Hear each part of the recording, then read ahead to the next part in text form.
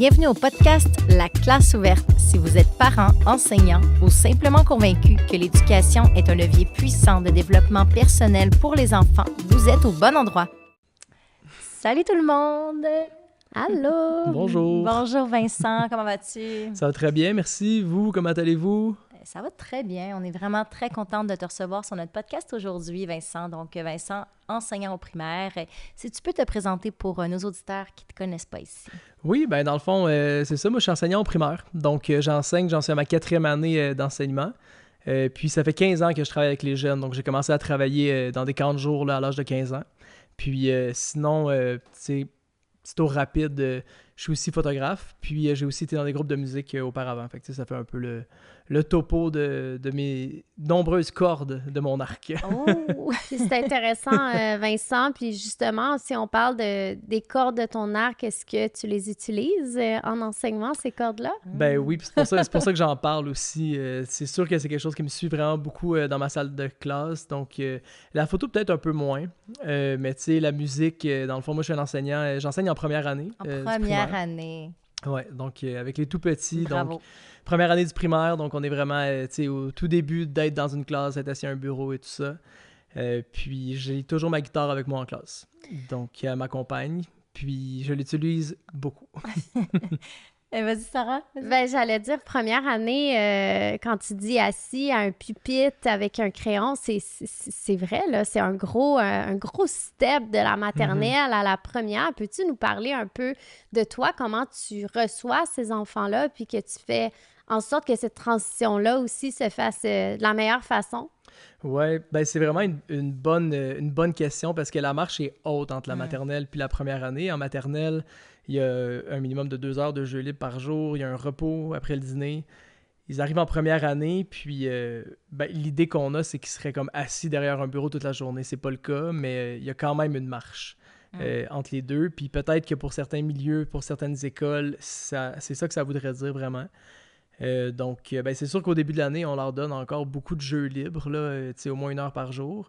Puis après ça, ça dépend de la couleur de chaque enseignant. Donc, dépendamment des valeurs de chaque enseignant ou des pratiques que l'enseignante va choisir de mettre dans sa classe, il va y avoir d'autres choses qui vont venir, peut-être, on va dire, garder la créativité, garder un petit peu plus de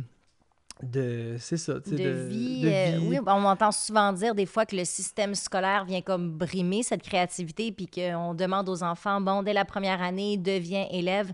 Toi, qu'est-ce que tu en penses? Je pense que tu as une vision qui est un peu différente là-dessus. Puis comment est-ce que tu vois, toi, ton rôle comme enseignant de première année? Parce que je pense quand même un rôle important. Tu es leur premier référent de l'école. Tu sais, comment est-ce que toi, tu l'incarnes et que tu le vis au quotidien? Ben, moi, je dirais que j'ai un but dans l'année, en première année, c'est de leur faire aimer l'école. C'est le but que j'ai avant tout le reste. Si j'ai réussi ça, ça peut leur suivre pour tout le reste de leur parcours scolaire. Donc, c'est vraiment ça qui me guide durant tout ce que je vais faire durant toute l'année. Puis, je garde toujours ça en tête, c'est le plaisir. C'est comme un peu ton mantra. C'est une phrase vraiment que tu te répètes. Est-ce que tu te la répètes à tous les jours? Comment elle est ancrée à l'intérieur de toi? Ben, je pense que ça vient du fait que moi, j'ai envie d'avoir du plaisir. J'ai choisi d'être enseignant. J'ai pas... on choisit tous d'être enseignant, mais des fois, tu pourrais choisir de le rester même si ça ne te plaît pas. Mais je suis content d'être là. J'ai vraiment du plaisir.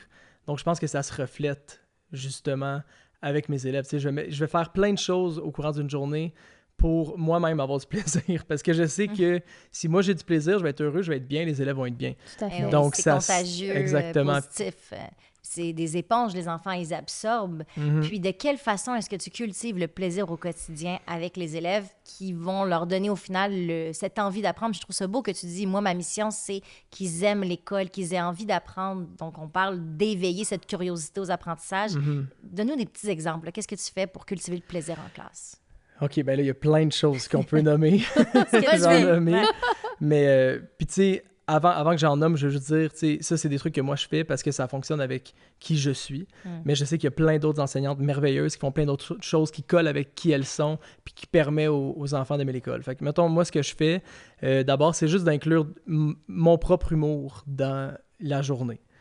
On va donner des exemples. Fait que, mettons, on va commencer la journée, on fait la routine du matin. Donc là, la routine du matin, on s'en va par exemple devant le calendrier, puis là, on pige l'ami du jour. Donc, moi, dans ma classe, c'est très, très, très il y a beaucoup de trucs qui sont répétitifs. Donc, c'est répétitif pour les élèves, mais pas juste on fait la même chose à tous les jours, mais on dit les mêmes choses, tout le monde ensemble à tous les jours. Puis ça, c'est rassurant, ça crée un beau lien aussi de communauté et tout. Puis on arrive devant et là, on pige l'ami du jour. Donc là, je prends les noms, puis je dis aux élèves « pigeon ». Fait que là, tous les élèves en chœur font « Fait que là, pendant ce temps-là, je brasse les noms, je sors le nom. Ben ça, c'est un petit détail, mais des petits trucs comme ça, j'en ai aux 5 minutes, tu sais, mais c'est des petits trucs comme ça qui font que, premièrement, ça met leur attention sur quelque chose, puis deuxièmement, on a du fun, puis c'est drôle, puis tout le monde est content. Puis tu crées le lien, c'est naturel, ça devient, c'est plaisant pour eux d'être là. Ouais, vraiment. Puis si je continue sur la routine du matin, là, mettons, pigeon, tout le monde fait le pigeon, on pige le nom. Après ça, on dit la date. Je ne ferai pas la routine au complet, mais après ça, on fait la météo. Bon, ben là, je mets la chanson de Météo Média. Puis là, on met la chanson de Météo Média et là, tous les élèves, sans exception, doivent faire ceci avec leur tête. Fait que là, le petit geste. Ouais, le petit simili headbang, là, on aime la chanson de Météo Média. Après ça, quand les élèves... c'est comme Météo Média? Je leur explique c'est quoi, parce qu'ils savent beaucoup moins. Là. Il y en a toujours un ou deux qui le sait, mais c'est moins connu, disons, que nous, par exemple, à la maison. Nous, on écoutait ça le matin à 6h30 le matin avant d'aller à l'école. C'était l'émission du matin. On l'a pas dit au début, mais on est frères et sœurs. Là. Puis à la maison, le matin, je pense que c'était le poste de télé préféré à notre père. Là. Oui. Donc, il y avait Météo Média qui roulait en boucle. Donc, d'où l'idée m'est venue. Donc, la chanson, tu t'en souviens? On la connaît très bien. La connaissez, c'est la même. Ouais. Ils ont regardé la même chanson. Je pense que c'est la même. Je l'ai trouvée sur YouTube. Là. Donc, c'est ça, on fait ça. Puis après ça... c'est ça, il y a plein d'autres trucs qu'on fait durant la journée qui sont juste drôles, puis c'est des petits détails, puis bon, ils me viennent pas tous en tête, mais on dirait que quand je suis dans la classe, ils viennent instinctivement, puis c'est juste drôle, puis c'est des beaux moments, puis tout le monde trouve ça drôle. Ça donne un sentiment d'appartenance, comme tu dis, à la classe. Ils sentent qu'ils font partie d'un groupe, d'une équipe. OK, on avance ensemble, donc tu leur inculques déjà jeunes ces valeurs-là. Oui, absolument. Puis c'est vraiment le sens de communauté. Là. Puis ça, c'est quelque chose que je mets vraiment de l'avant dans la classe. C'est peut-être une autre chose là, qu'on peut nommer. Oui, il y a le fait de faire des choses comme drôles et tout, mais il y a le fait de laisser de la place aux enfants. Puis ça, c'est quelque chose, je pense, qui est une des marches à franchir entre la maternelle et la première année. C'est que, étant donné qu'il y a beaucoup de jeux libres en maternelle, peut-être que l'enfant a un peu plus de place pour être qui il est. Mais... il peut avoir cette place-là aussi en première année, mais comme suffit d'y porter attention, puis c'est dans les détails qu'on permet de leur donner cette place-là. Puis comme l'année dernière, par exemple, avec ma classe, que je sentais très réceptive, je leur ai dit vers la fin de l'année, maintenant, à chaque fois que quelqu'un lève la main pour répondre ou pour poser une question, ce ne sera jamais moi la prochaine personne qui va parler. Donc quand un élève lève la main pour me répondre, c'est pas moi qui lui dis oui, t'as raison. Là. On attend de voir qu'est-ce que les autres en pensent. Donc là, pour l'écoute, c'est merveilleux parce que tout le monde se met à écouter la personne. Puis aussi, pour l'enfant, il se sent écouté par ses pairs, vraiment. Puis ça amène des discussions, puis ça fait en sorte que des fois, ils vont se mettre à parler. Puis moi, je vais être complètement retiré. Puis au final, cette conversation-là peut être beaucoup plus constructive que qu'est-ce que moi j'aurais dit tout de suite, oui, t'as raison ou non, c'est pas ça. Tandis que là, ça vient des autres élèves. Puis si un élève pose la question, oui, moi j'ai la réponse, mais ça sert à quoi de la donner tout de suite? Je pourrais l'amener à chercher la réponse, mais on peut aussi aller sonder les autres, parce que peut-être que d'autres personnes ont la réponse ou ont d'autres questions. Ça peut faire émerger d'autres questions sur celle-là. Donc, je trouve qu'en tout cas, en faisant ça, on permet vraiment d'avoir encore plus de discussions, puis plus d'ouverture, puis de laisser de la place. Puis même chose en milieu familial, ça peut être implémenté aussi à la maison, dans le sens que quand l'enfant pose une question, on va aller voir, on va aller faire la recherche ensemble, ou on va s'informer au lieu de tout de suite donner la réponse, parce que c'est idéal, en fait, de trouver nous-mêmes la réponse que de se la faire donner, puis on la retient beaucoup plus. Tout à fait. L'enfant apprend s'il expérimente. Je pense que tu laisses aussi beaucoup de place, justement, à l'expérimentation, au jeu. Puis j'aime ce que tu as apporté au début en disant, ça, c'est qu'est-ce qui fonctionne pour moi, parce que moi, je suis comme ça. Au final, c'est l'enseignant authentique qui transmet sa passion de l'enseignement aux enfants. Donc, il n'y a pas un bon modèle. Au final, il suffit juste d'être qui on est. Et en étant qui tu es, t'inspires ces petits individus à être qui ils sont. Est-ce que tu ressens ça? Est-ce que tu as l'impression qu'eux, ils apprennent à s'accepter aussi tels qu'ils sont, puis à être spontanés, à être drôles? Quelle place tu laisses à ça aussi dans ta classe? 100%. Je trouve que ça leur permet vraiment de s'affirmer. Puis ça, en fait, oui, ça ce que je viens de nommer, là, le fait de laisser la place aux autres pour répondre avant moi, ça le fait. Mais je trouve que le moment où vraiment je vois les enfants que ça vient vraiment faire une grosse différence, c'est en conseil de classe. Donc ça, c'est quelque chose que je fais aussi dans ma classe, là, les conseils de coopération. Puis ça fonctionne à tous les niveaux. Puis tu sais, j'ai fait des conseils de classe avec des classes de 6e, de 5e, de 4e, de 3e. Puis là, j'en fais avec des classes de première. Puis j'avoue qu'au début, j'étais un peu réticent. Je me demandais comment ça allait aller, les échanges. Tu sais, les conseils de classe, c'est pour faire un peu le topo de ce que c'est dans mon cas, c'est 1 heure par semaine ou plus s'il y a un besoin. On s'assoit tout le monde ensemble en cercle. Puis là, c'est un moment pour discuter, négocier et décider. Et de quoi on parle? On parle des préoccupations des enfants. Donc, les enfants vont aller écrire sur des papiers « Je félicite », « Je propose » ou « J'ai un problème ». Puis là, ils vont mettre ça dans une boîte qui est la boîte du conseil. Puis au conseil, le président du conseil ouvre la boîte, lit les papiers, puis ensemble, on réfléchit à des solutions. Puis ça, c'est vraiment, je trouve, le moment où ils se sentent écoutés. Parce que là, ils peuvent voir que hey, si je propose de faire un dîner pizza, le prof, il me dit pas juste « Ben non, on peut pas faire un dîner pizza ». Le prof, il dit « OK, comment on va faire un dîner pizza ?» Puis si finalement on n'en fait pas, ben c'est parce que tout le monde ensemble va avoir décidé que ouais, finalement, c'est peut-être un peu compliqué. Ou on va le faire parce qu'ils vont m'avoir convaincu puis on va retrouver des bonnes raisons de le faire. Donc je trouve que le conseil de classe, ça, c'est vraiment comme un beau moment pour prendre sa place. Puis en tout cas, il y a plein de belles choses qui sont sorties là, des conseils de classe. Là, je viens de nommer le dîner pizza, mettons. Mais ça s'était fait là, il y a 2 ans avec un de mes groupes. On avait fait il y a quelqu'un qui a dit « Je veux faire un dîner pizza ». Puis des fois, ça part un peu juste de « Bon, je vais faire un dîner pizza ». Mais là, quand on dit « OK, tu veux faire un dîner pizza, comment tu vas faire ça ?» Mais là, tu vois à quel point il tient à son idée, finalement. Est-ce que vraiment c'était sérieux? Puis finalement, OK, c'est sérieux, les autres embarquent. Bon, ben comment on va faire? Puis là, ben, pour vous résumer ça, finalement, les élèves avaient décidé que, ben, pauvre monsieur Vincent, on va pas lui faire payer la pizza tout quand même, hein? Fait qu'on va trouver une autre manière. Et les élèves ont décidé d'apporter des jouets dont ils ne se servaient plus pour les vendre. Puis avec cet argent-là, ben, ils vont acheter la pizza. Puis à qui est-ce qu'ils les vendaient, ces jouets-là? Donc là, en fait, on les a vendus aux profs de l'école. On n'a pas eu besoin de... On s'était dit peut-être on va inviter les familles de l'école et tout ça, mais on va commencer par voir si à l'interne, là, ça peut être suffisant. Les profs qui refont un peu justement leur jouet de classe là, en allant là puis en achetant les jouets. Puis ça a été vraiment une occasion... Moi, de mon côté, j'ai fait beaucoup de mathématiques avec ça. Étant en première année, là, il y a les bons de 2, de 5, de 10. Donc, les jouets qu'ils ont apportés, on s'est questionné, est-ce qu'ils valent 2 $, 5 $, 10 $? Puis après ça, ben, on a regardé, si on vend tous les jouets, on a combien? Si on vend tous les jouets de 2 $, tous les jouets de 5 $, tous les jouets de 10 $, fait que, il y a toujours moyen de mettre... C'est beau, c'est beau. Oh, mon Dieu, ça me donne de l'émotion, tout ça. Puis ça a fonctionné. Puis là, ben, finalement, bon... Les enseignantes de l'école ont été très généreuses, sont venus acheter des jouets. On a eu assez d'argent, puis c'est les élèves qui ont compté l'argent, puis tout ça. Donc, on est vraiment dans quelque chose de très authentique, quelque chose qui leur parle vraiment, puis on a fait le dîner pizza. Ça les rend fiers aussi. Ben oui. C'est comme, c'est la fierté, nous, notre classe, notre groupe, les Phoenix. Parce qu'ils s'appellent les Phoenix, ta classe. C'est le nom de ma classe, oui, les Phoenix. On a réussi à créer ça ensemble, en communauté, en travaillant de l'avant, avec les idées de chacun. On a co-créé quelque chose et on a finalisé, on a eu notre dîner pizza. Ben, puis ça peut, ça c'est un petit exemple, mais après ça peut aller avec des plus gros projets. Exactement, ça peut se faire vraiment à toutes sortes d'échelles, puis ça peut être, dans le conseil, ça peut être, on aimerait ça avoir un cahier de dessin, ça peut être plus petit, puis ça peut être encore plus gros qu'un dîner pizza. Ça peut être... par exemple, dans une classe, on était allé visiter c'est comme un centre qui vient en aide aux personnes itinérantes. On était allé les voir, puis on avait chanté une chanson pour eux. Puis on avait mangé là. Mais ça, c'est des idées qui sont venues d'eux. C'est des idées qui sont venues d'eux, mais c'est tellement beau de leur laisser cette voix. Puis au final, tu pars de leur envie, leur motivation, leurs besoins pour créer un projet. Donc, au final, tu fais la pédagogie par projet, mais pas avec un projet que toi, tu as monté dans ta tête.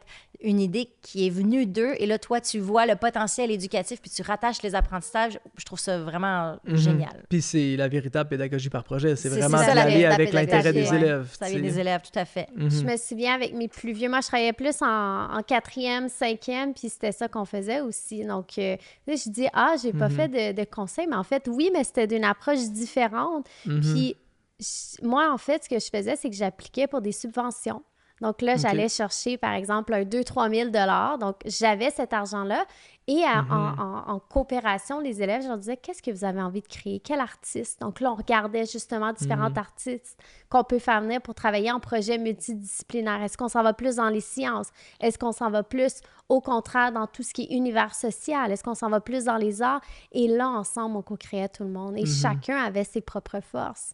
Puis je pense que ça aussi, c'est important de le mettre de l'avant, c'est que chaque enfant est unique. Puis chacun des enfants, pour l'organisation, disons, là, du projet Pizza, bien, ça ne veut pas dire qu'ils vont tous faire la même chose pour aider. On a chacun nos forces, donc de mettre ça de l'avant aussi. Oui, absolument. Puis ça permet à tout le monde, justement, de trouver son compte puis de vivre une réussite dans le projet qui est proposé. Oui, parce que vivre des réussites, au final, ben, c'est la base, c'est là que leur motivation naît. Puis comment tu vis avec ça au quotidien? Comment tu gères le fait de faire vivre des réussites aux élèves, si on parle des élèves qui ont des difficultés, que ce soit d'apprentissage, de comportement, de quelle façon tu t'arranges pour qu'ils puissent vivre des réussites et qu'ils ne soient pas dans une pente descendante, mais au contraire, qu'ils continuent de travailler? Tu sais, c'est sûr que c'est un défi quotidien, là.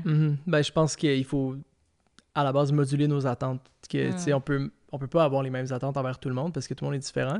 Puis c'est sûr qu'il y a certaines attentes, on va dire, prescrites au niveau ministériel, là, qu'il y a quelque chose qu'il faut atteindre, mais pour chaque enfant, par contre, il y a quand même moyen de faire prendre conscience à l'enfant de qu'est-ce qui lui reste à travailler, puis qu'est-ce qui est possible à atteindre, puis de lui faire vivre des réussites. C'est possible de le faire quand même, mais il faut moduler nos attentes, puis c'est en étant justement vraiment dans le renforcement positif, je pense que c'est vraiment une manière d'y arriver.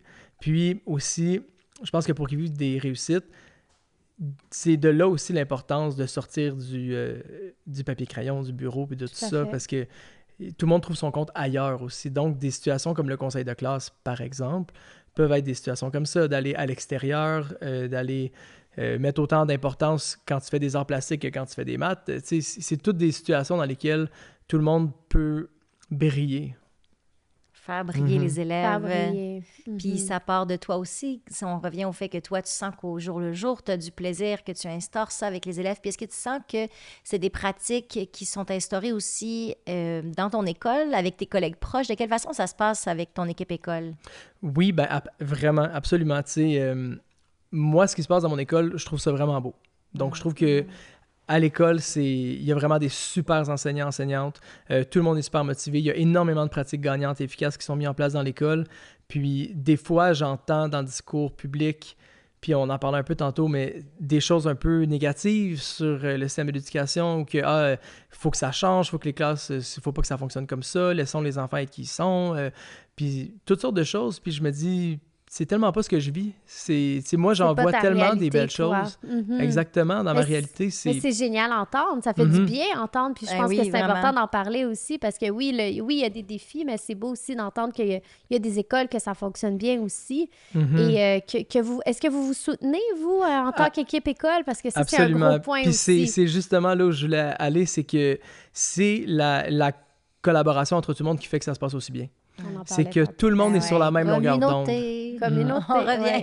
Exactement. Ça, tout le monde travaille ensemble dans le même but commun. Oui, vraiment. L'épanouissement des enfants. Et pourquoi ça fonctionne chez vous? C'est quoi votre recette magique? Il y a plein de choses là, qui sont faites. Il y en a vraiment plein. On peut peut-être en parler. On peut en parler. C'est peut-être les petites choses au quotidien qui fait que vous avez peut-être réussi à créer quelque chose qui fonctionne. Puis félicitations d'ailleurs à toi et ton équipe école. Puis on a besoin d'exemples comme ça pour peut-être motiver les autres équipes écoles qui retrouvent moins ça dans leur milieu. Il y a plusieurs petites choses, mais aussi des choses qui sont un peu plus grandes quand même, qui demandent une structure qui est mise en place, puis qui demandent que tout le monde soit d'accord, puis que tout le monde s'y mette vraiment. Une chose qui est faite dans l'école, puis qui est faite dans vraiment beaucoup d'écoles, là, c'est le système SCP, donc c'est le soutien au comportement positif. Donc, c'est un système de renforcement positif dans lequel, spontanément, on va récompenser les élèves lorsqu'ils respectent les valeurs de l'école. Donc, par exemple, les valeurs de notre école sont le respect de l'environnement, la bienveillance et le dépassement de soi. Donc, spontanément, si on voit un élève, par exemple, qui va aider un autre, on pourrait le féliciter en lui donnant un bracelet. Puis c'est des bracelets à l'effigie de ce système-là. Est-ce que c'est encore les bracelets verts? Ouais, ils sont verts jaunes. Ouais, c'est ça. Mais tu sais, puis encore une fois, en principe, pour que ça soit bien fait, il faut donner, je me rappelle plus le nombre exact, mais tu sais, il faut donner quand même un grand nombre de félicitations verbales avant de donner un bracelet. T'sais, ou pas nécessairement tout de suite avant le bracelet pour cette même personne, mais je veux dire, tu peux pas juste féliciter en donnant des bracelets. Il faut que ce soit fait vraiment comme... des fois, c'est vraiment impressionnant, puis là, on donne des bracelets. Puis là, ben, quand un élève a 3 bracelets, il peut avoir un privilège, des privilèges qu'on décide en groupe. Quand tous les élèves ont eu un privilège, il y a un privilège de classe qu'on décide en groupe. Puis quand toutes les classes ont eu un privilège, il y a un privilège d'école. Donc, c'est vraiment... Tu sais, il faut que tout le monde le fasse pour que ça fonctionne. Ça arrive à quelle fréquence que toute l'école peut avoir un privilège? Je pense qu'on en a 3 ou 4 par année. Nous aussi, c'était ça. Nous, à un moment donné, c'était une cachette dans le noir à l'école. Oui, on a fait ça aussi. Ouais, c'est super. Les enfants sont tellement heureux, puis ça motive tout le monde, justement, à adopter des comportements positifs aussi, puis d'être dans la bienveillance, d'être dans l'entraide aussi. Ouais. Avec les autres. Oui. Donc, l'école où toi, tu étais avait aussi ce système-là. Oui, j'ai travaillé avec ce système-là pendant au moins 2 ans. Ouais, OK. Puis tu as trouvé au final que c'était positif? Moi, j'ai grandement aimé. Oui, ben, en fait, là, c'était au début, quand c'était comme un projet pilote. Puis on faisait partie de l'école qui faisait ce projet pilote-là. Okay. Donc, on était vraiment dans les tests. Donc, mais moi, j'avais trouvé que c'était vraiment... c'était très positif chez les enfants. Puis que c'était le collectif aussi. Ouais. On n'était plus dans la performance. Puis ça aussi, je le travaillais beaucoup avec mes élèves parce qu'au début, c'est « Ah, lui a reçu un bracelet, mais pas moi. Donc, OK, mais continue. Tu sais, on était beaucoup dans la persévérance aussi parce que c'est pas parce que tu fais une chose bien une fois que on va toujours tu sais, il faut aussi que ça vienne un peu de l'intérieur puis que ça devienne quelque chose qui est intrinsèque. Je le fais pas pour recevoir la récompense, mais parce que ça me fait sentir bien à l'intérieur de moi aussi. Donc, moi, j'avais vu une belle amélioration.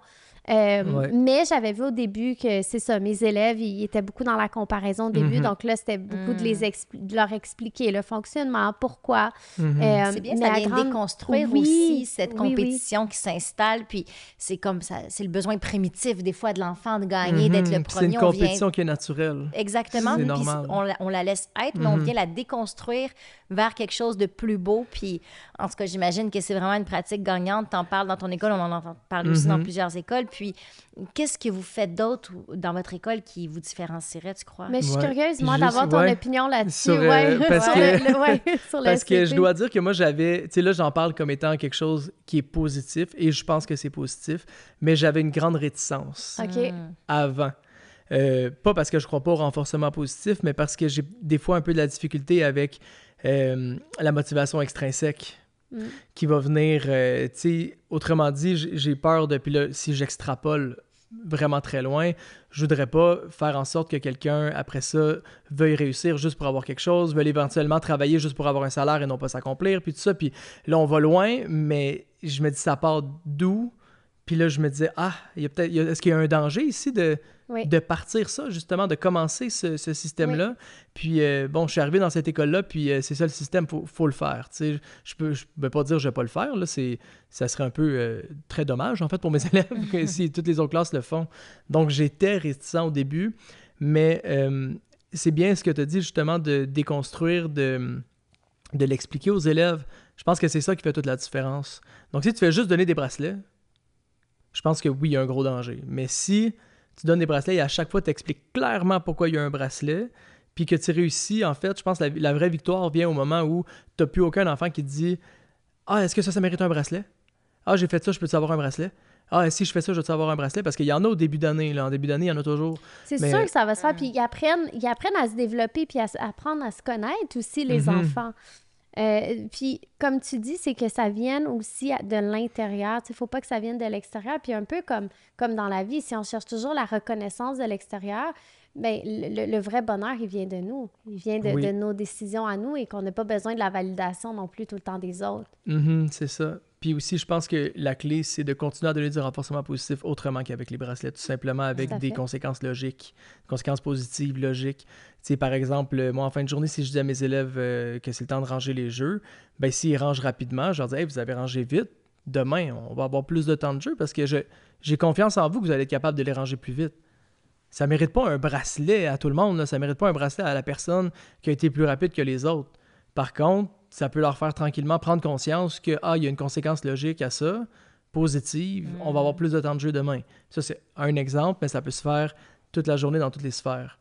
Donc, je pense que ce système-là, quand il est bien implanté, puis je pense qu'il est bien, heureusement, à l'école où je suis, bien, il est positif. Puis il amène vraiment les élèves à bien faire ça.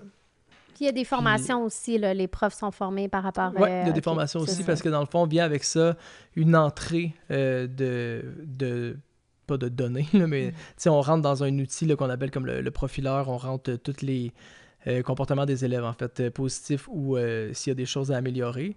Puis, dans le fond, quand on donne des bracelets, en principe, on serait censé comme l'écrire là-dedans, comme ça, les parents reçoivent un message. Donc, ils le savent. Donc, on envoie du positif à la maison, qui est très important. Vous le faites tout le temps? Vous devez noter à chaque fois que vous donnez un bracelet? Ben, pour être honnête, on le fait pas tout le temps. Ouais, mais, tu sais, il y en a qui le font plus que d'autres. Il y en a qui le font plus que d'autres. Mais, ça finit par s'équilibrer, puis... Ouais, c'est ça. Ça finit par s'équilibrer. Dans un monde idéal, il faudrait le faire comme tout le temps, là.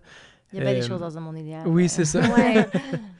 Puis, j'aimerais ça rebondir justement. Tu sais, ça, c'est une petite tâche parmi les tant autres que vous avez.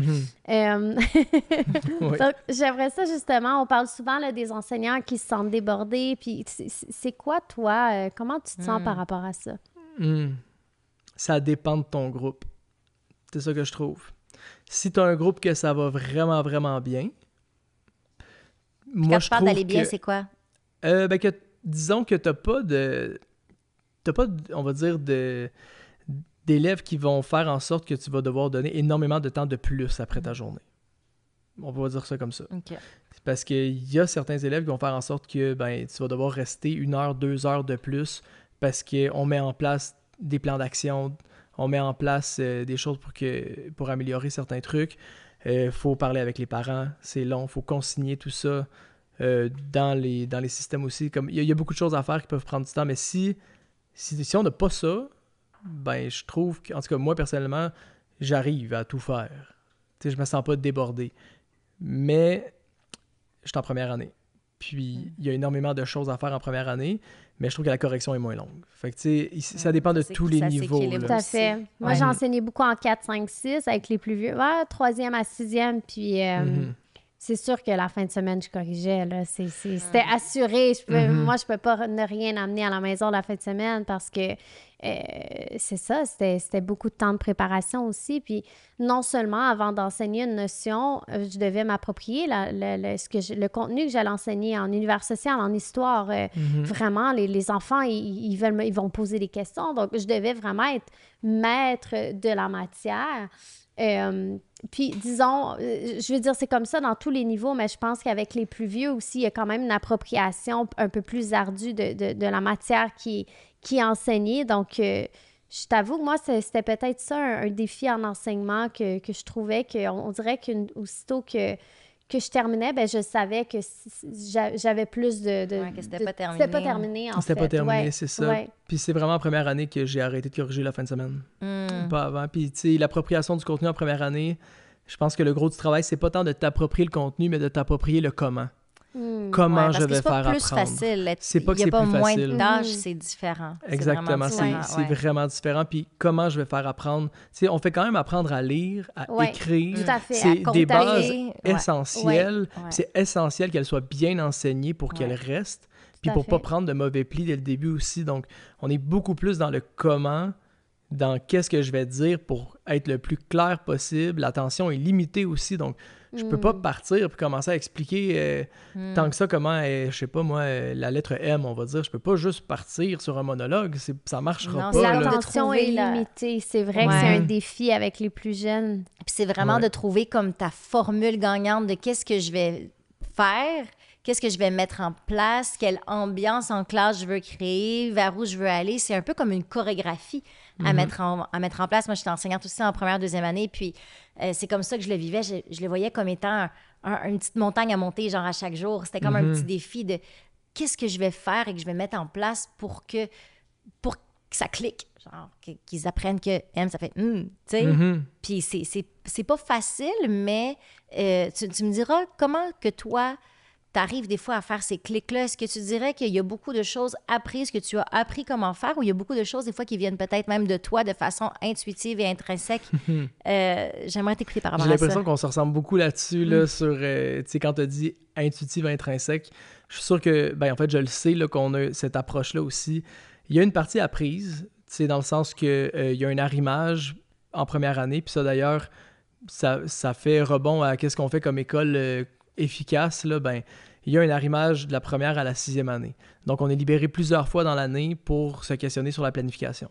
Donc, on fait des séquences d'apprentissage en écriture. Là, on était surtout sur l'écriture, puis après ça va être en lecture, puis en maths. Puis on fait des séquences qui sont cohérentes de la première à la 6e année pour que tout le monde sache qu'est-ce qui a été vu l'année d'avant, de où tu pars, ils arrivent avec quoi, où est-ce qu'on va les amener, puis là, l'année d'après, savent d'où ils arrivent, où est-ce qu'on s'en va, puis surtout, comment ça a été enseigné, quels mots ont été utilisés.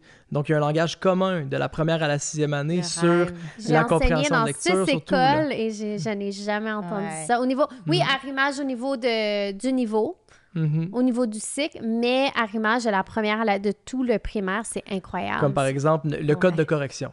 C'est le fameux code de correction en écriture là, pour se corriger. Ben, c'est le même de la première à la 6e année. Mais tu regardes la fiche de la première année, elle ressemble beaucoup à celle de la 6e, mais il y a moins de mots. Puis il n'y a pas toutes les étapes. Donc, ça évolue d'une façon logique, on peut dire, avec ce qui a été vu. Donc, il y a moins de perte de temps également de la part du travail d'enseignant. L'enfant s'y reconnaît aussi dans cette continuité. Oui. Donc, ça, c'est un premier élément que tu nommais. Oui, absolument.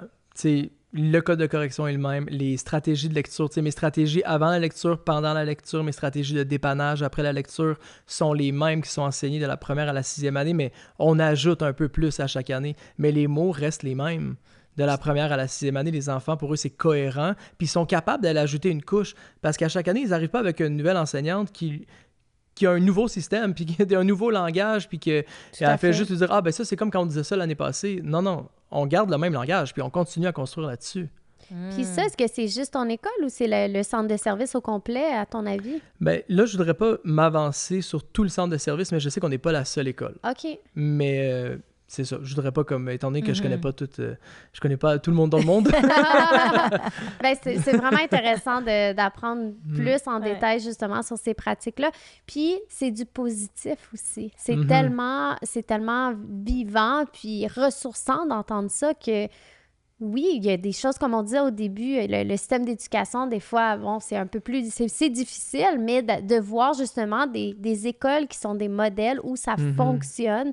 Puis toi, est-ce que tu sens que les gens à ton école, les profs, sont heureux d'être là? C'est quoi l'énergie les profs ton sont école? Heureux d'être là. J'entends pas vraiment les gens chialer.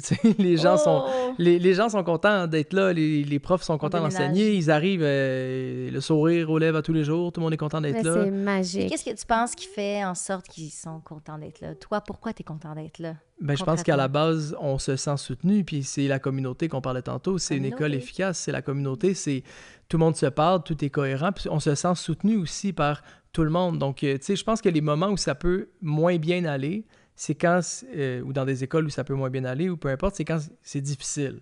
Tu sais, quand c'est difficile avec les élèves, quand tu te sens dépassé par certains comportements d'élèves. Justement, comment vous gérez cette partie-là, comportement d'élèves? Parce que je pense que c'est quand même un milieu défavorisé aussi. Ouais. Vous avez votre certain lot de soucis, comme n'importe quelle école aussi. Comment est-ce que vous gérez justement les problèmes de comportement, le manque de ressources? On parle beaucoup de ça, le manque de TES, le manque d'intervenants. Comment ça se passe de votre côté? Est-ce que c'est pas un irritant? Ben, on le ressent pas tant que ça. Parce que, justement, il y a une mobilisation, puis il y a une disponibilité des TES, de la psychoéducatrice, puis de la direction d'école. Vous avez du soutien. Oui, comme par exemple, on peut y aller concrètement cette année. On commence l'année et on nous dit, si jamais ça ne marche pas avec un élève, bon, il y a un élève qui fait une crise ou peu importe, ce qu'on va faire, c'est qu'on va... Parce qu'on ne peut pas sortir l'élève de la classe s'il ne veut pas sortir, là.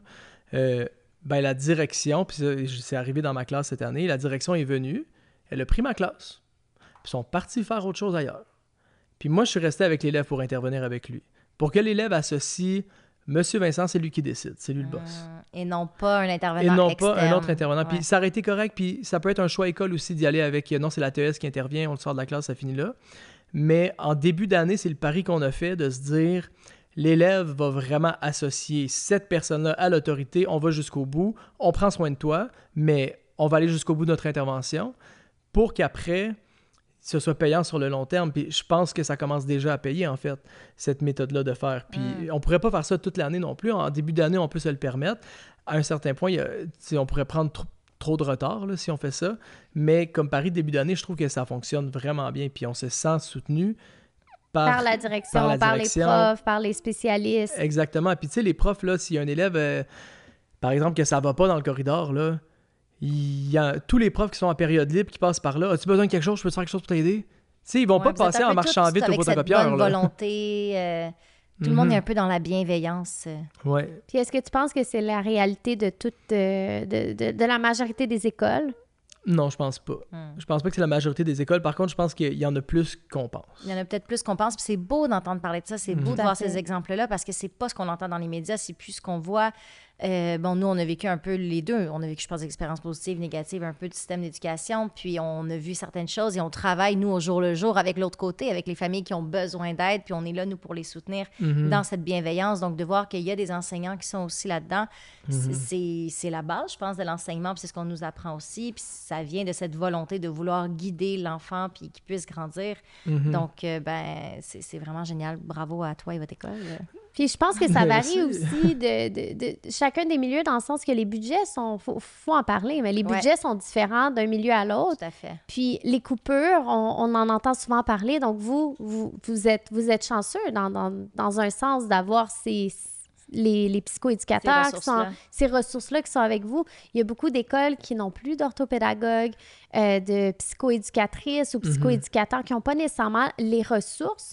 Puis, je trouve ça dommage, en fait, pour les enfants, parce qu'il y a beaucoup d'écoles qui auraient besoin de ces ressources-là. Puis, en fait, c'est aussi là que la surcharge de l'enseignant vient.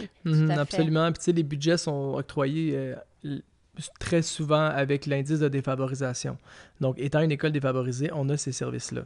La psychoéducatrice n'est pas là à temps plein. Les TES, ils sont là. Mais je pense que malheureusement, dans les écoles qui sont considérées comme non défavorisées, ils ont moins de services. Mais ça ne veut pas dire qu'ils n'ont pas de besoin. Surtout si on pense à la psychoéducation et tout, les besoins sont juste différents, mais il y en a quand même. Donc ça, c'est vrai que c'est très dommage. Tout à fait. Puis, par exemple, on entend beaucoup des enseignantes qui sont passionnés d'éducation, mais qui trouvent ça difficile. Ils se disent au jour le jour, je me sens pas soutenue par mon équipe école, on n'a pas les ressources, j'ai 15 enfants avec un plan d'intervention. Qu'est-ce qu'ils peuvent concrètement faire, ces enseignants-là, au jour le jour? Est-ce que tu as des petits, pas des trucs, mais mettons, ce serait ta réalité à toi, tu arrives, tu débarques dans un milieu, puis c'est difficile, tu n'as pas les ressources, tu n'as pas l'équipe école, tu as juste toi et tes élèves, tu fais quoi?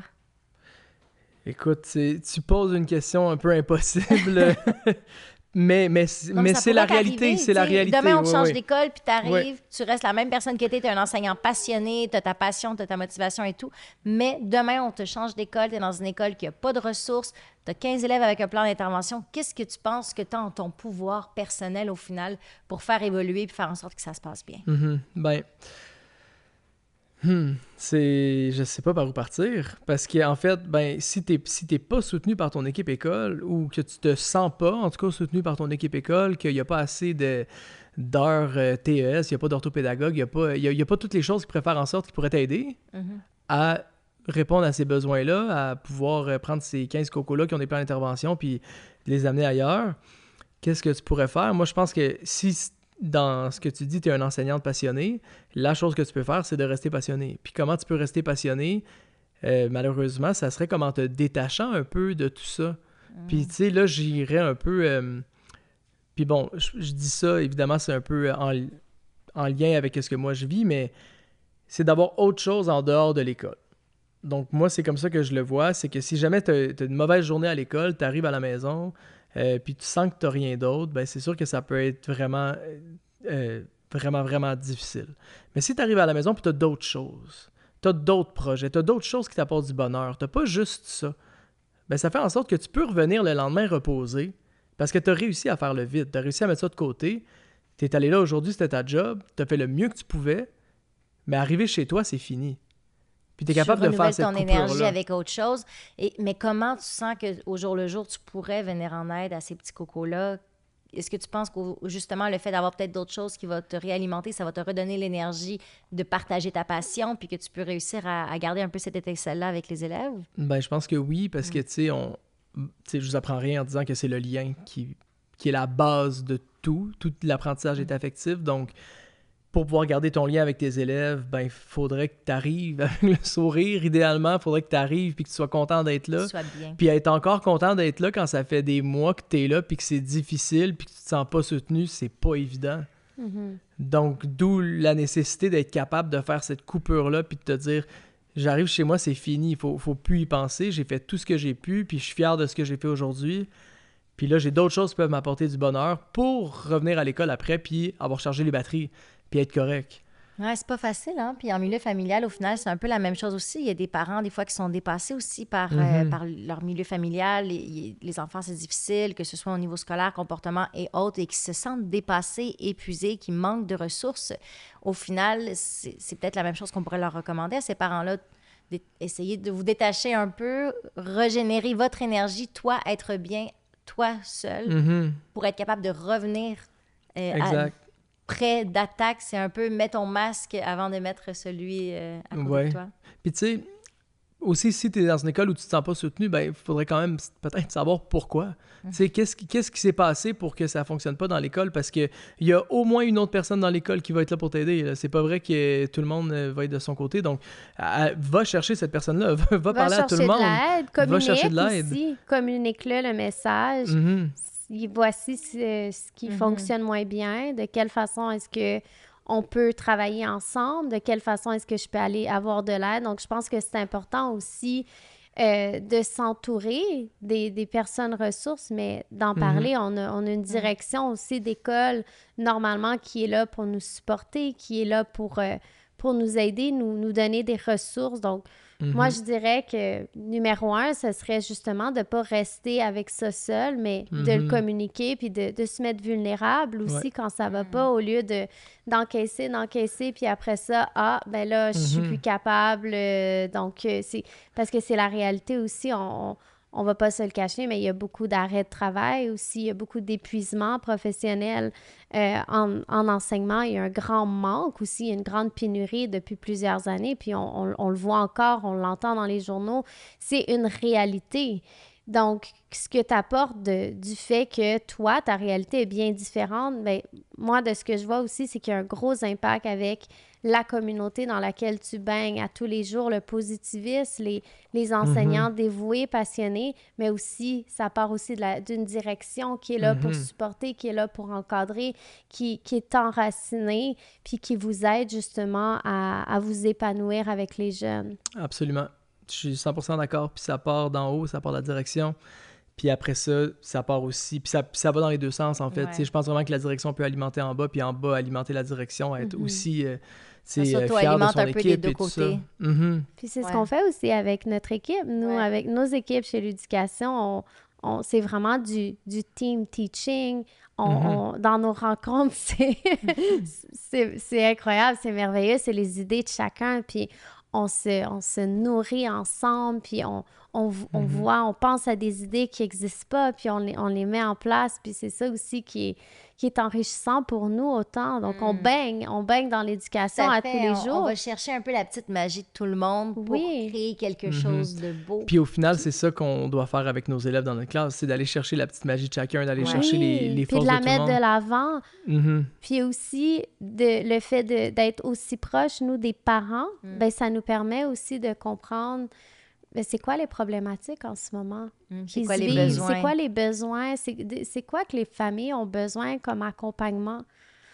Est-ce que c'est justement plus parce qu'ils n'ont pas les ressources? Souvent, les familles, ce qui nous revient, en fait, en échangeant, en discutant avec les familles, c'est qu'ils ne comprennent pas comment fonctionne le système d'éducation. Puis c'est la réalité, ils ne sont pas là. C'est difficile de comprendre quelque chose qu'on ne vit pas.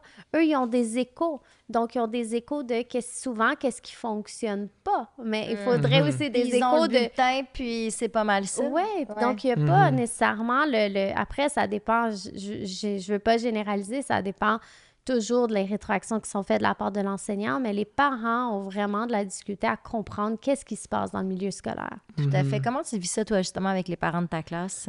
Ben, tu sais, dans le fond, il y a des outils qui peuvent nous aider à communiquer avec les parents, puis Je pense que ça, c'est une pratique efficace aussi. C'est la collaboration école-famille. C'est ultra important parce que les parents ne doivent pas être laissés dans le néant de ce qui se passe dans la classe. Tout à fait. Mais c'est pas toujours évident non plus de faire le pont parce que quand tu finis ta journée puis que tu as déjà donné 1h30 de plus, est-ce que vraiment on a le temps d'aller, en plus de ça, aller écrire aux parents qu'est-ce qui se passe et tout ça? Ça fait beaucoup. Ça dépend. Des fois, tu as le temps, des fois, tu n'as pas le temps.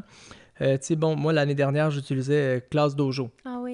Qui est une application là, tu peux mettre... c'est un peu comme un fil d'actualité Facebook, là, puis tu peux aussi échanger en message privé avec les parents. Puis moi, j'ai adoré ça parce que ça prenait pas de temps. Là. Je prenais une photo à un moment donné durant la journée. Puis là, aujourd'hui, on a fait tel truc. Mets une photo, puis... C'est la confiance. C'est la confiance, le lien que tu crées de confiance avec le parent. Il voit comment les parents dans la communauté, au final, dans la communauté de l'école. Exactement. C'est ça, d'impliquer les parents, je pense que c'est le plus important.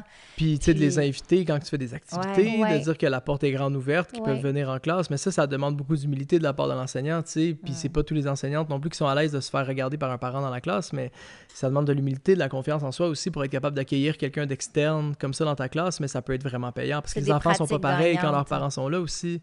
Fait que c'est vraiment payant. Tout à fait. Juste, malheureusement, on peut plus utiliser Classe Dojo. Non, mais il y a la nouvelle version québécoise Avatar App. OK. Je sais pas si tu connaissais. Non. Donc, est-ce que c'est gratuit? Je ne pense pas, mais c'est très pertinent. Okay. Mais d'ailleurs, Classe Avatar ou Avatar App, je sais plus trop comment ça s'appelle, c'est une collègue à moi que je connais qui l'avait partie aussi. Okay. Donc, justement parce que je pense que Classe Dojo, on ne pouvait plus l'utiliser. Ça, c'est la version québécoise. Donc, je sais pas, je sais que les groupes du préscolaire à mon école sont en essai d'une plateforme. Peut-être que c'est celle-là. Puis qu'on nous a dit que vu qu'elle était payante, ils allaient la tester d'abord pour voir si elle est pertinente. Donc, ça fait que cette année, je me sens un peu plus loin des parents. Bon, il y a eu la rencontre de parents qui est quand même un moment vraiment privilégié pour parler avec eux. Puis d'ailleurs, dans ma rencontre de parents, j'essaie de leur faire vivre vraiment qu'est-ce qu'on fait en classe. Donc, je leur montre vraiment... J'ai sorti ma guitare. Parle-nous de ta guitare. On part là-dessus. Là. On part la musique. Parle-nous de Monique. OK, j'ai une guitare, elle s'appelle Monique. Comme j'ai mentionné précédemment, j'amène ma guitare en classe. Donc, ma guitare, en fait, est toujours dans la classe. Monique est toujours dans la classe. Et je l'utilise à tous les jours pour faire de la musique avec les élèves. Donc, à chaque année, je compose une chanson. À chaque année. C'est la deuxième année que je le fais. Là. Je compose une chanson pour la classe.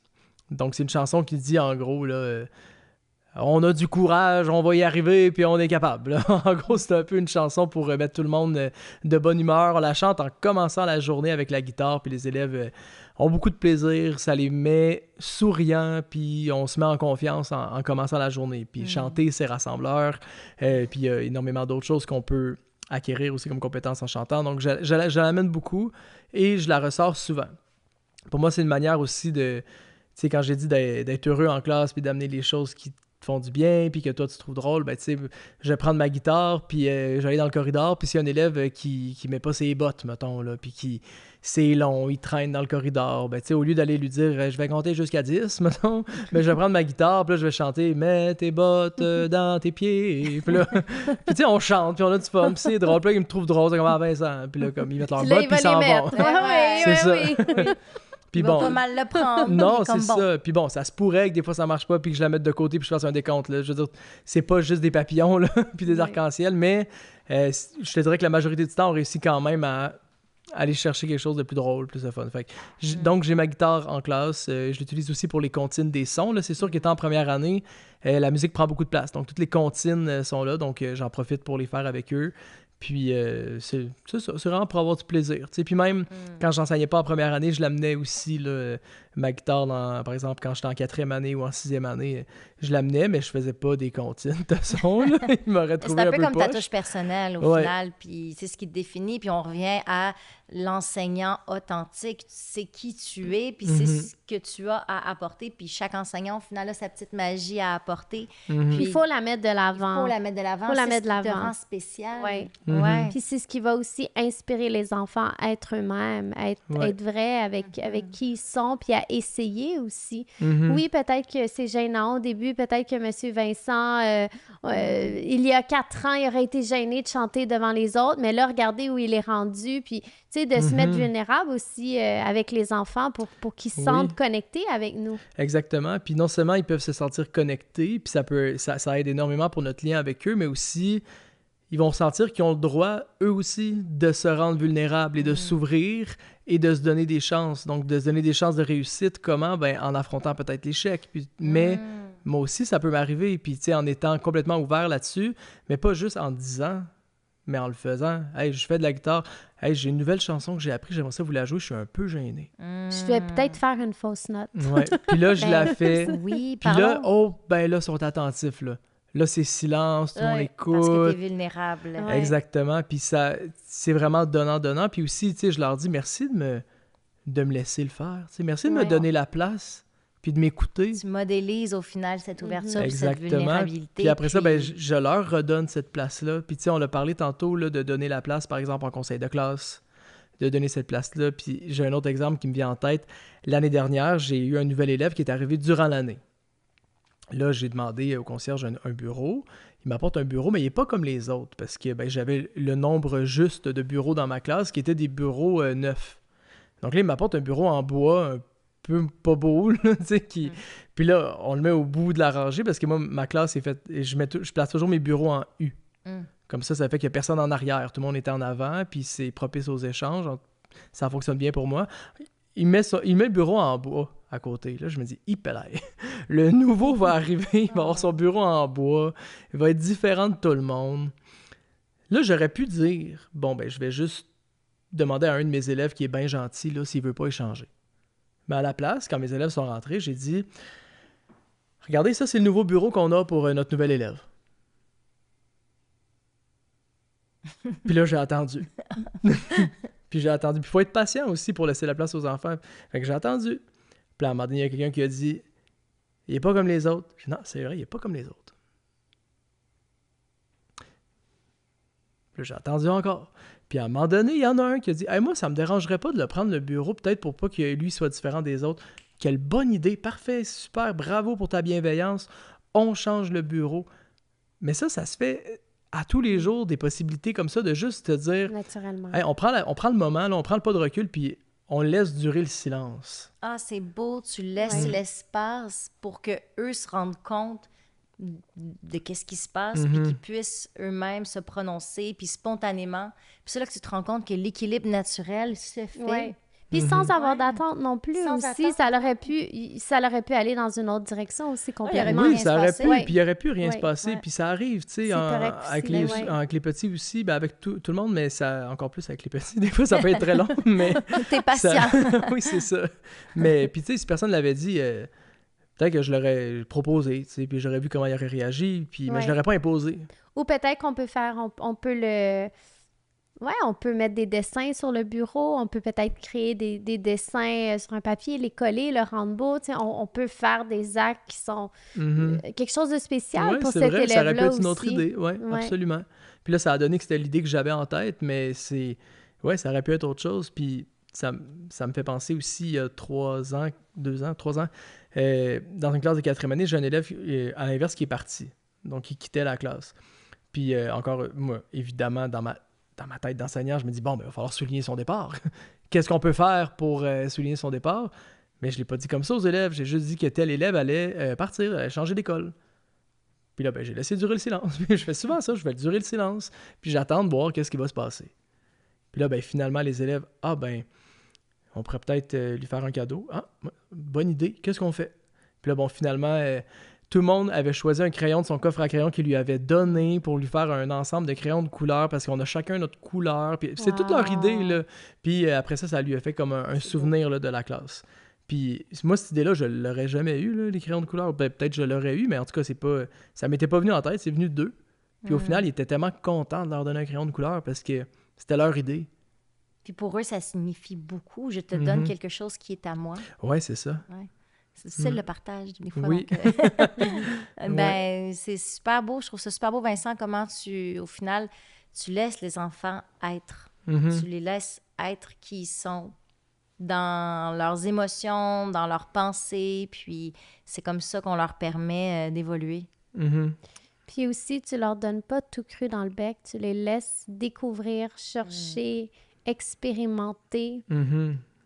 Parce que moi, je vois l'enseignement comme ça aussi. On est un guide, mais il faut que les enfants, pour vraiment faire des vrais apprentissages, il faut que ça vienne aussi d'eux, de leur expérience, puis de se tromper aussi. Absolument. D'apprendre de l'erreur, en fait. Alors oui. J'aime ça, pas l'erreur, mais on aime ça, ce concept-là, parler de la place de l'erreur, de se tromper, à quel point c'est important dans le processus d'apprentissage. Puis toi, justement, dans ta classe, comment tu le vis ou comment tu mets ça de l'avant, ce processus naturel de se tromper, l'erreur et tout? Ben, c'est sûr que, comme on a dit tantôt, par la modélisation, je me trompe aussi, je fais des erreurs, c'est pas grave.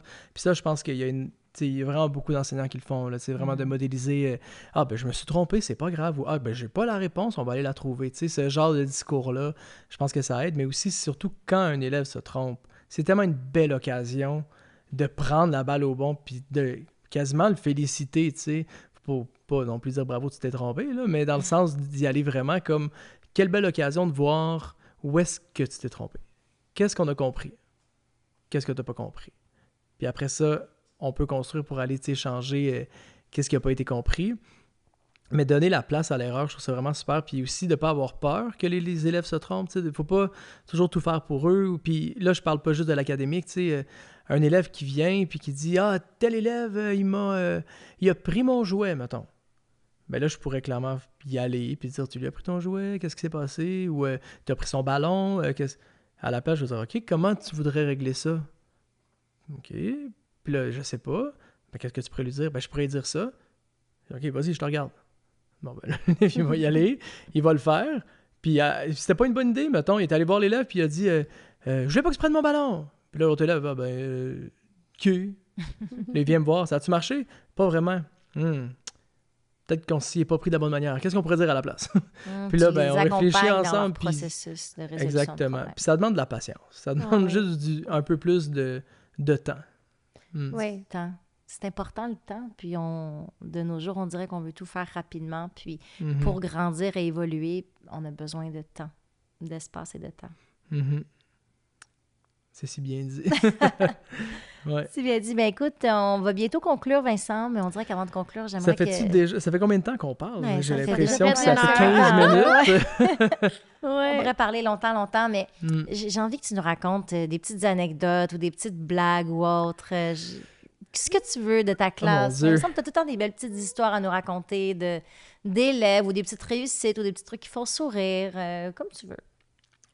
Par où partir? Il y en a tellement, on dirait, puis que là, on dirait que je n'irai pas dans ce que tu vas me demander, mais je vais essayer d'en trouver là, des anecdotes, mais on dirait des fois, il se passe tellement de choses dans une journée d'enseignant. Tu vois tellement de choses drôles, des choses tristes, tu vois toutes sortes de choses que j'ai peur. On dirait, si on regarde vers l'avenir, là, on dirait que j'ai peur d'être désensibilisé à tout ça. De comme plus trouver les choses cute, ou de plus trouver parce que c'est rendu le quotidien. Donc là, tu me demandes des anecdotes, puis on dirait qu'ils me viennent pas en tête parce qu'on dirait que c'est rendu comme normal. Je sais pas si ça a du sens pour vous ce que je dis, mais on dirait que, en tout cas, là, étant un futur papa, j'ai comme envie, j'espère être encore émerveillé par les choses cute que pourrait faire mon enfant. Puis je pense que je vais l'être parce que ça va être mon enfant, ou en tout cas, je l'espère. Mais il s'en passe des choses. Ça va être cute? Comment? Tu dis, je l'espère que ça va être ton enfant ou que ça va être cute? Ah ouais, ben les deux. Les deux. Bon, qu'est-ce qu'on pourrait dire?